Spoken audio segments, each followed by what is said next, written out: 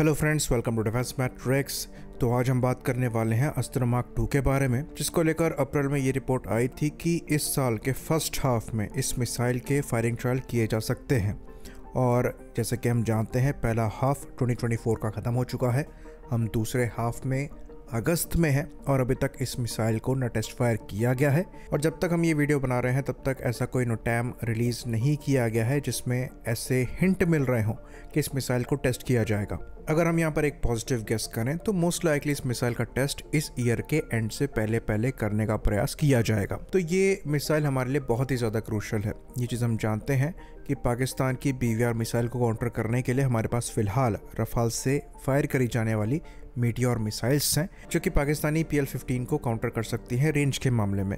लेकिन अगर हम स्टैंडर्डाइज BVR मिसाइल की बात करें तो यहाँ पर अस्त्र मार्क 1 एक तरीके से कहा जा सकता है कि हमारी बेस्ट BVR मिसाइल है, जो कि Su-30 MKI, तेजस और MiG-29 से इंटीग्रेट करी जाएंगी, जो कि इनकी AMRAAM C5 के इक्विवेलेंट या फिर कुछ मामलों में थोड़ी बेहतर और PL-12 से तो बेहतर है, पर PL-15 से बेटर नहीं है।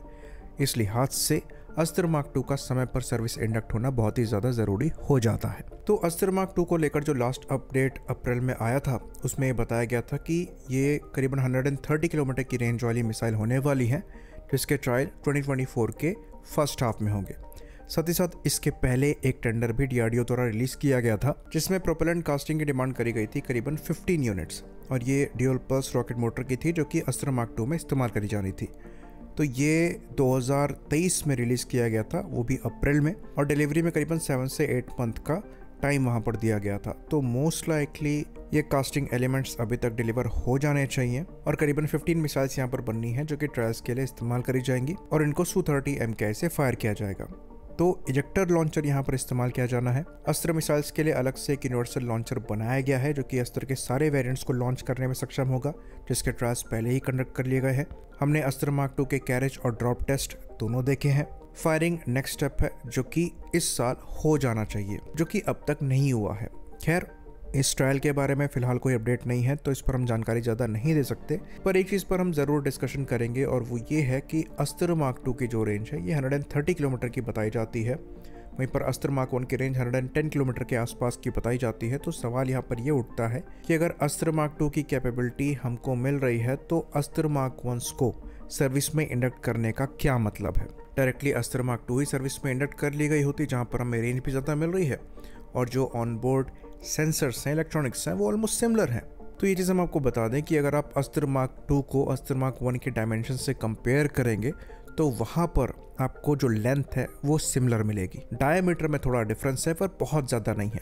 सिमिलरली वज़न में भी डिफरेंस है पर बहुत ज़्यादा नहीं है। इलेक्ट्रॉनिक्स ऑलमोस्ट सिमिलर हैं, कुछ चेंजेस हैं, जैसे कि जो मेन आपका प्रॉक्सिमिटी सेंसर है जो कि वॉरहेड को ट्रिगर करता है, ये अस्त्र मार्क 2 के केस में ऑप्टिकल होने वाला है, जिसकी वजह से जैमिंग यहाँ पर नहीं करी जा सकती और ये ज़्यादा रिलायबल है। बाकी अगर आप यहाँ पर मेन रडार की बात करेंगे, ऑनबोर्ड दूसरे इलेक्ट्रॉनिक्स की बात करेंगे तो ये ऑलमोस्ट सिमिलर है। इसलिए अस्त्र मार्क 2 का जो डेवलपमेंटल पीरियड होगा वो भी बहुत ज़्यादा नहीं होने वाला है अस्त्र मार्क 1 के कंपैरिजन में। तो ये जो 130 किलोमीटर की रेंज यहाँ पर कही जा रही है ये एक्चुअली रियलिस्टिक रेंज है। कुछ जगह रेंज 160 किलोमीटर की क्लेम करी जा रही है, पर हमको ऐसा लगता है कि वो मैक्सिमम रेंज नहीं है, क्योंकि डायमेंशन में दोनों मिसाइल के बहुत ज़्यादा डिफरेंस नहीं है, तो प्रोपेलेंट का वॉल्यूम भी बहुत ज़्यादा डिफरेंट नहीं होना चाहिए।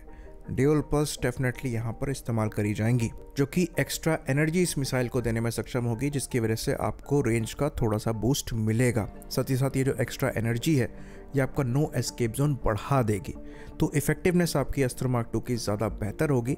तो ये कहना कि अस्त्र मार्क 2 की जो रेंज है ये अस्त्र मार्क 1 की दुगनी होगी, ऐसा नहीं होने वाला है। फिर अगेन हम इस पर आ जाते हैं कि अस्त्र मार्क 1 मिसाइल को डेवलप करने का पर्पस क्या है। तो ये चीज़ हम आपको बता दें कि अस्त्र मार्क 1 मिसाइल जो हैं इनके बहुत बड़े नंबर्स पहली बात तो ऑर्डर नहीं किए गए हैं।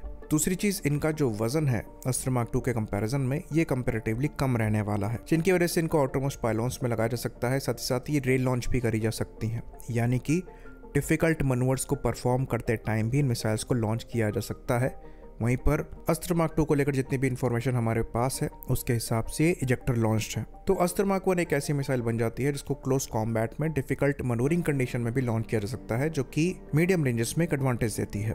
बाकी इसका प्राइस भी कंपैरेटिवली कम रहने वाला है और खाली अस्त्र मार्क 2 के कंपैरिजन में प्राइस कम नहीं रहेगा, बल्कि जो कंपटीशन में दूसरी मिसाइल्स हैं सिमिलर कैटेगरी की उनसे भी इसका प्राइस कम रहने वाला है। और ये जो प्राइस का फैक्टर है ये एक्चुअली लॉन्ग टर्म कॉन्फ्लिक्ट्स में काफी इंपॉर्टेंट हो जाता है। तो ये दोनों मिसाइल्स आपस में एक साथ काम कर सकती हैं। तो आप अस्त्र मार्क 2 को पहले लॉन्च करके एनिमी को डिफेंसिव पोजीशन में डाल सकते हैं अगर हिट नहीं भी कर पाते तब भी, और उसके बाद उसकी तरफ पुश करके आप मीडियम रेंज में आने के बाद मल्टीपल अस्त्र मार्क 1 को इस्तेमाल कर सकते हैं उसे हंट डाउन करने के लिए। तो एक तरीके से अस्त्र मार्क 1 का भी पर्पस यहाँ पर एग्जिस्ट करता है। बाकी अस्त्र मार्क 2 के डेवलपमेंट में समय लगने वाला था और अस्त्र मार्क 1 से होकर ही आप इस चीज़ को डेवलप कर सकते थे। एक तरीके से अस्त्र मार्क 1 जो है ये अस्त्र मार्क 2 का बेस है। तो अगर हम शुरुआत से ही अस्त्र मार्क 2 मिसाइल का वेट करते तो अभी 4-5 साल और लगते किसी भी तरीके की इंडिजिनस PVR मिसाइल्स को सर्विस में इंडक्ट करने का, और ये जो 4-5 साल हमें अस्त्र मार्क 1 एडवांटेज देगी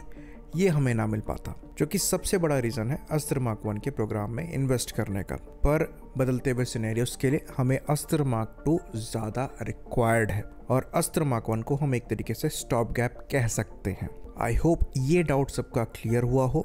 इसी बात पर इस वीडियो को हम ख़त्म करेंगे। लाइक करिए, सब्सक्राइब करिए। जय हिंद।